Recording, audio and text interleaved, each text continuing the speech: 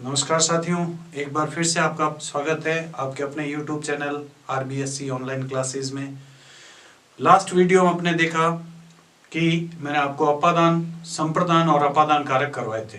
तो अपने मेनली जो कारक, बड़ी विभक्तियां थी द्वितीय से पंचमी तक, वो कंप्लीट हो चुकी है।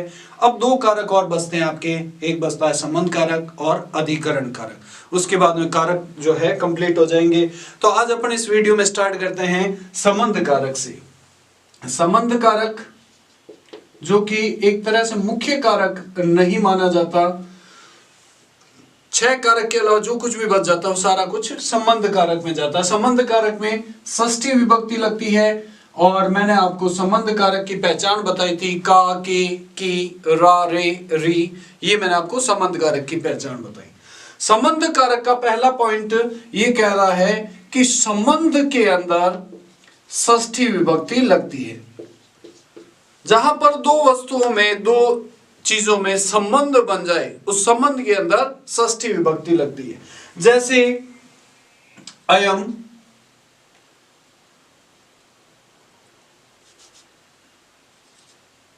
इदम, कलमम, रामस्य, अस्ति। यह कलम राम की है। तो देखो, राम का इस कलम के साथ में क्या बन गया? संबंध बन गया। और जहां पर दो वस्तुओं में संबंध बन जाए तो वहां पर षष्ठी विभक्ति का प्रयोग होता है। और षष्ठी की मैंने आपको पहचान बताई थी, ष्य और नाम या नाम।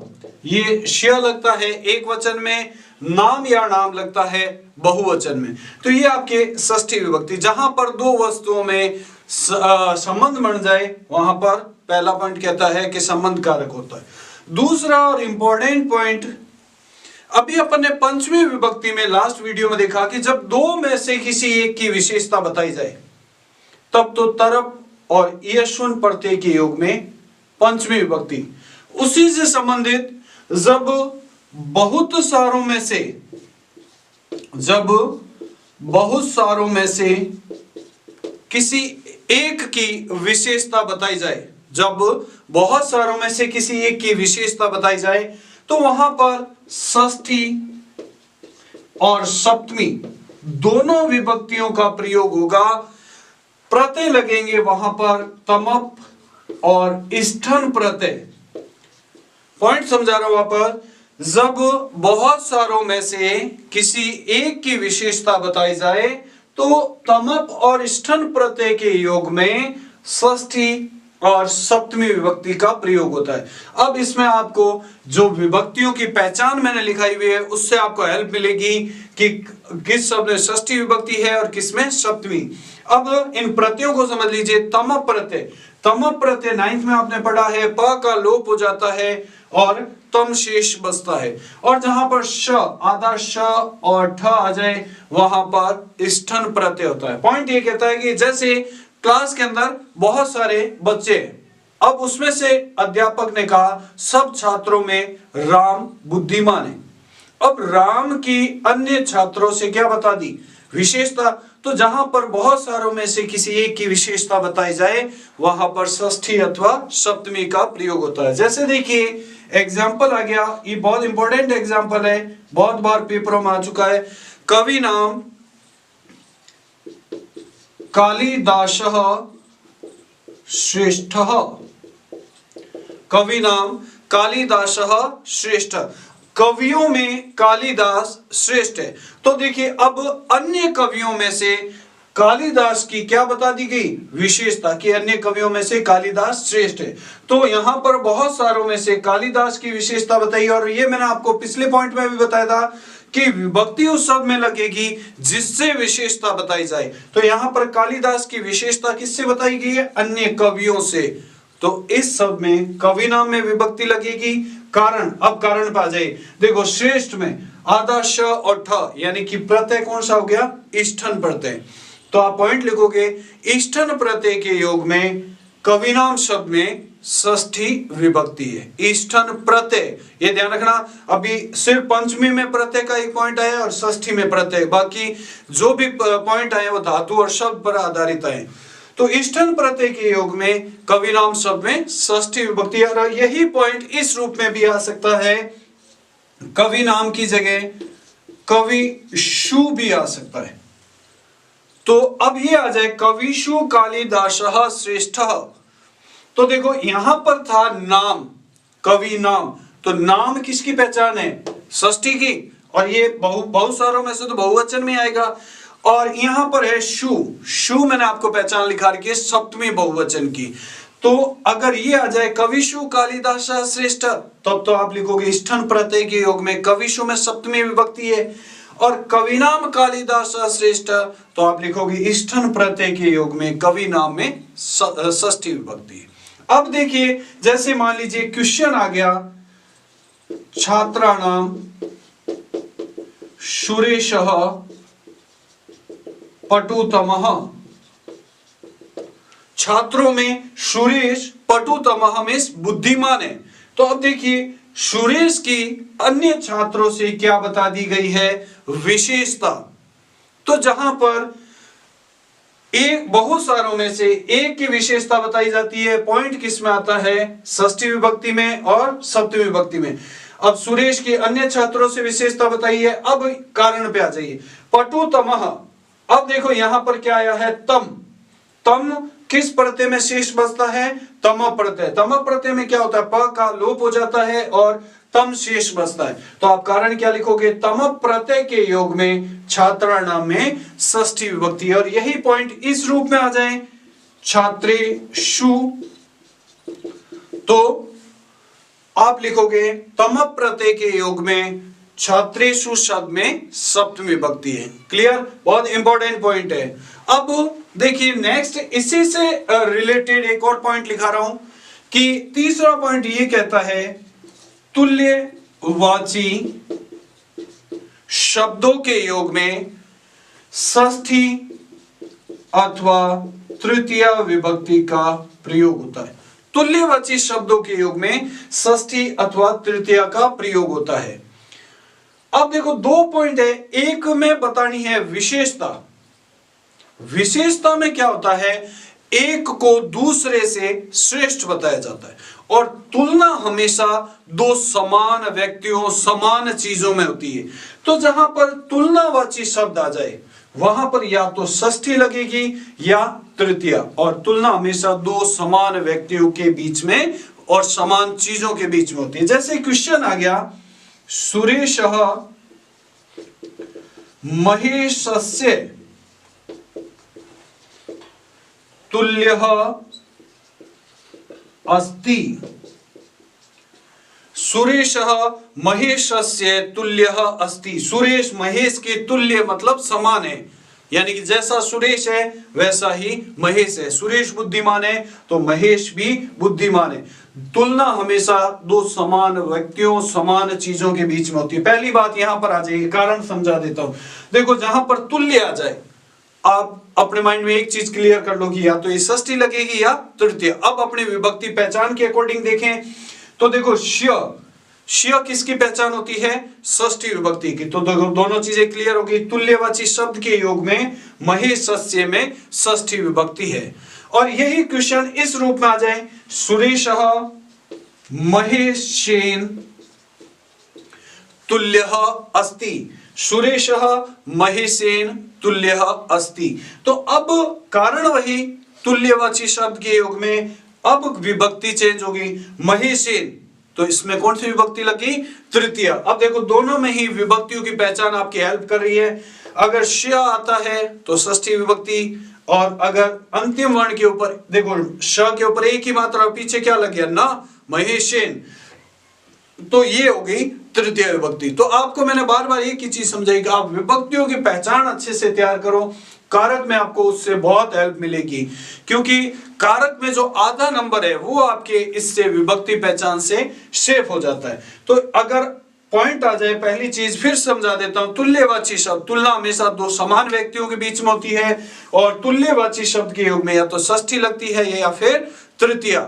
तो अगर तुल्यवाची शब्द आ गया, जैसे श्य आया है तो आप लिखोगे तुल्यवाची शब्द के योग में महेशस्य में षष्ठी विभक्ति है, और महेशसेन आया है तो तुल्यवाची शब्द के योग में महेशसेन में तृतीय विभक्ति है। क्लियर? देखो 3 पॉइंट। संबंध कारक में जहां दो वस्तुओं के बीच में संबंध बन जाता है, आप इसका स्क्रीनशॉट ले लेना। जहां पर दो वस्तुओं के बीच संबंध बन जाए वो संबंध कारक कहलाता है। दूसरा और इंपॉर्टेंट पॉइंट, जब बहुत सारों में से किसी एक की विशेषता बताई जाए वहां पर तमप और इष्ठन प्रत्यय के योग में षष्ठी अथवा सप्तमी विभक्ति लगती है, और तुल्यवाची शब्दों के योग में षष्ठी अथवा तृतीय विभक्ति। विशेषता में एक को दूसरे से श्रेष्ठ बताया जाता है और तुलना हमेशा दो समान व्यक्तियों के बीच में होती है। नेक्स्ट अपना पॉइंट ये कहता है अधोलिखित शब्दों के योग में, निम्नलिखित शब्दों के योग में षष्ठी विभक्ति लगती है। वो शब्द है अधः मीन्स नीचे, ऊपरी ऊपर, समक्षम सामने, समीपम पास में, कृते के लिए। तो इन शब्दों के योग में षष्ठी विभक्ति का प्रयोग होगा। अधः मीन्स नीचे, ऊपरी मीन्स ऊपर, समक्षम मीन्स सामने, समीपम मीन्स पास में, और कृते मीन्स के लिए। इन शब्दों के योग में हमेशा षष्ठी विभक्ति का प्रयोग होगा। जैसे एग्जाम्पल आ गया, एग्जाम्पल ये कहता है जो शब्द एग्जाम्पल में आएगा वही इसका कारण बन जाएगा। जैसे एग्जाम्पल आ गया वृक्षस्य ऊपरी ही खगाः सन्ति।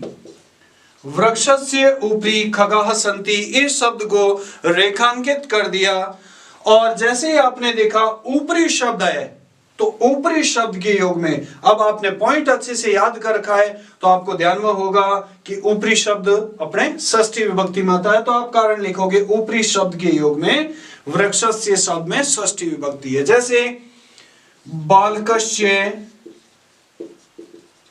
कृते दुग्धम आनय, बालक के लिए, कृते मीन्स के लिए, दूध लाओ। तो जैसे ही आपने देखा कृते शब्द आया तो कृते शब्द आया, इसका मतलब इस बालकस्य शब्द में षष्ठी विभक्ति। आप कारण क्या लिखोगे? कृते शब्द के योग में बालकस्य शब्द में षष्ठी विभक्ति है। तो ये आपके संबंध कारक कंप्लीट हो गया। छोटा कारक है, सिर्फ 4 पॉइंट है, इसमें से जो मैंने आपको सेकंड पॉइंट कराया है कि भी बहुत सारों में से किसी एक की विशेषता बताई जाए, या ये शब्द, इस शब्द में भी अधः, ऊपरी और कृते, इन पर आधारित बहुत बार पेपरों में प्रश्न पूछे जा चुके हैं। नेक्स्ट अपना जो कारक है वो है अधिकरण कारक। नेक्स्ट और लास्ट कारक, नेक्स्ट और लास्ट कारक अधिकरण कारक, और अधिकरण कारक में लगती है अपने सप्तमी विभक्ति। नेक्स्ट अधिकरण कारक सप्तमी विभक्ति। नेक्स्ट है अधिकरण कारक। अधिकरण कारक में लगती है सप्तमी विभक्ति। अधिकरण कहते किसको है? मैंने आपको जब क्रिया की कारकों की पहचान बताई उसी समय थोड़ा समझाया था, फिर बताता हूं। पहला पॉइंट ये कहता है कि क्रिया की सिद्धि में जो आधार होता है, क्रिया की सिद्धि में जो आधार होता है उस आधार की अधिकरण संज्ञा होती है, उस आधार की अधिकरण संज्ञा होती है, और अधिकरण में सप्तमी विभक्ति। अब आधार कैसे? जैसे आप कुर्सी पर बैठे हो तो बैठना क्रिया होगी, किसके ऊपर बैठे हो? कुर्सी पर, तो कुर्सी उस बैठना क्रिया का आधार हो गई। जैसे आप थाली में भोजन खा रहे हो तो भोजन खाने का आधार क्या हो गया? थाली। जैसे आप घर में रह रहे हो तो रहने का आधार क्या हो गया? घर।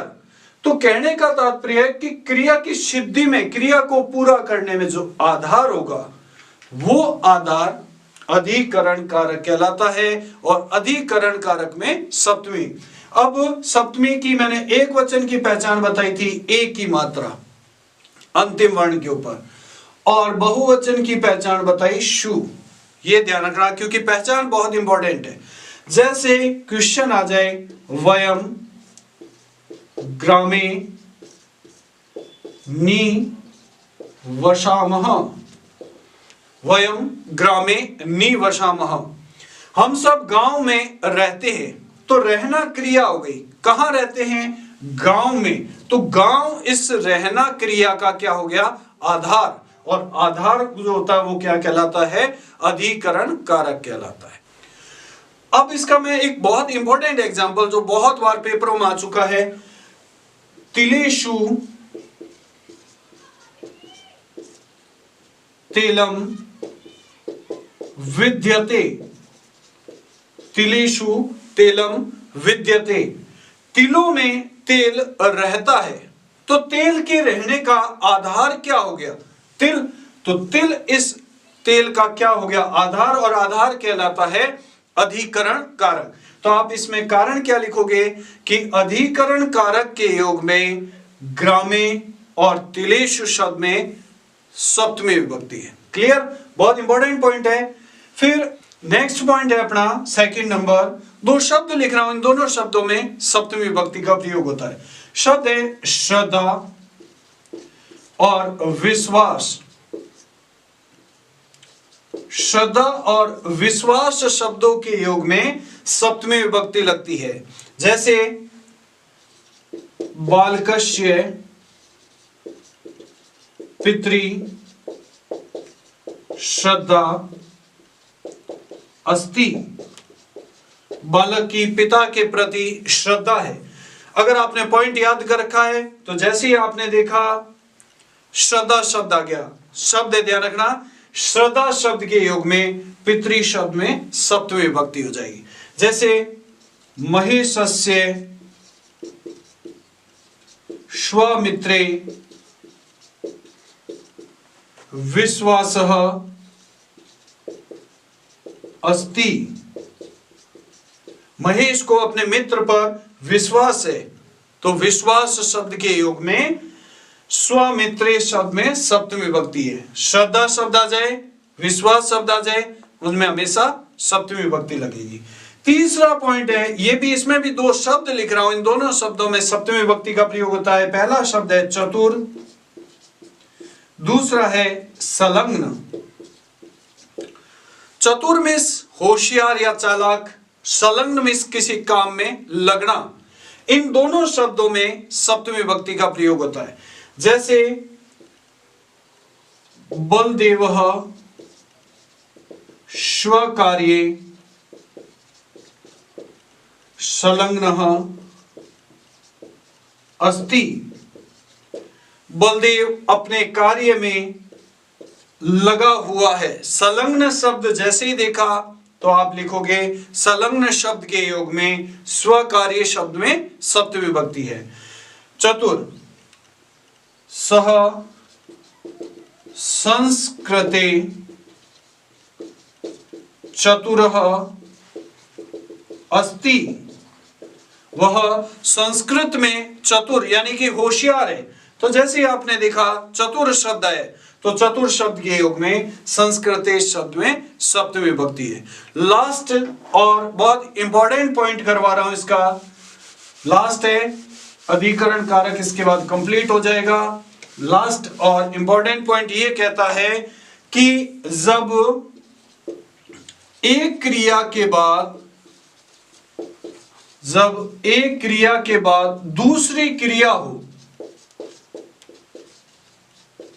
जब एक क्रिया के बाद दूसरी क्रिया हो तो पहले क्रिया के कर्ता और क्रिया, जब एक क्रिया के बाद दूसरी क्रिया हो तो पहली क्रिया के कर्ता और क्रिया दोनों में सप्तमी विभक्ति का प्रयोग होता है। क्रिया दोनों एक दूसरे से संबंधित होनी चाहिए। जैसे एक क्रिया हुई उसके जस्ट बाद में दूसरी क्रिया हो तो पहली क्रिया के कर्ता और क्रिया में सप्तमी विभक्ति होगी। जैसे आप विद्यालय गए और प्रार्थना की, तो एक क्रिया हो गई आपका विद्यालय जाना और दूसरी क्रिया हो गई प्रार्थना करना। अब पहली क्रिया का कर्ता क्या हुए? आप, तो आप में सप्तमी विभक्ति लगेगी, और जाना क्रिया होगी और उसमें भी सप्तमी विभक्ति लगी। जैसे एग्जाम्पल आ गया, रामे वनम गते दशरथः प्राणान अत्यजत। राम के वन जाने पर दशरथ ने प्राण त्याग दिए। तो देखो एक क्रिया होगी राम का वन जाना, पहली क्रिया।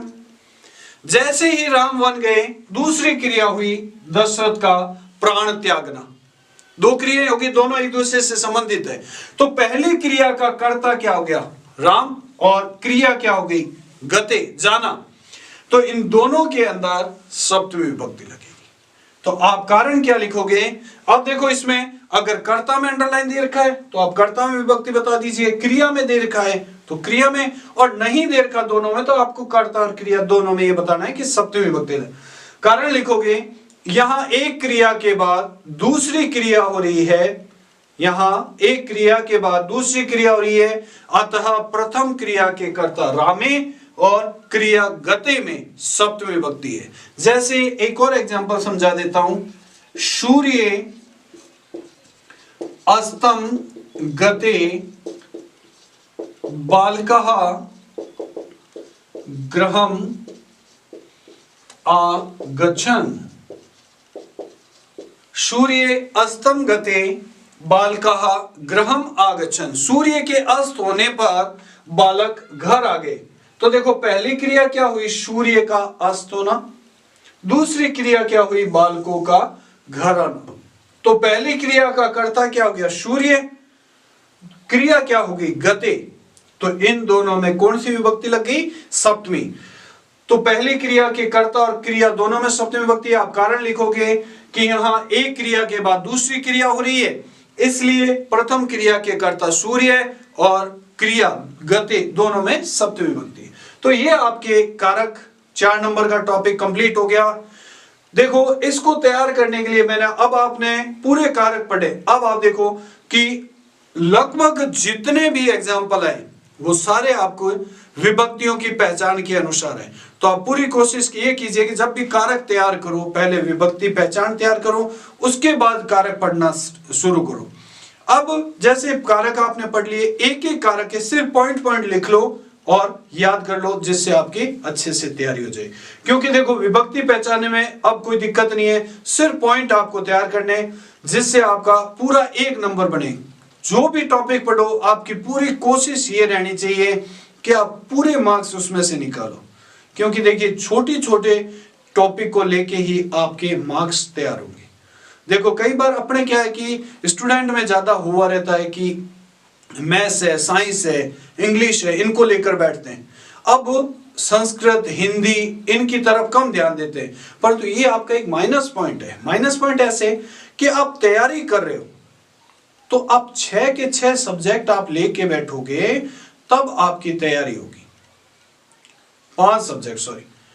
तो अब जैसे मान लीजिए बाई चांस अगर आपके मैथ्स या साइंस में नंबर कम आ गए और वही आपके संस्कृत या हिंदी में अच्छे नंबर आए, तो वहां जो कमी हुई है वहां हिंदी और संस्कृत में जो अच्छे नंबर आए वो उसकी भरपाई कर देंगे। क्योंकि ऑल ओवर जो परसेंटेज है वो मायने रखता है। तो उसको ऑल ओवर परसेंटेज बनाने के लिए आप सारे सब्जेक्ट की अच्छे से तैयारी करें।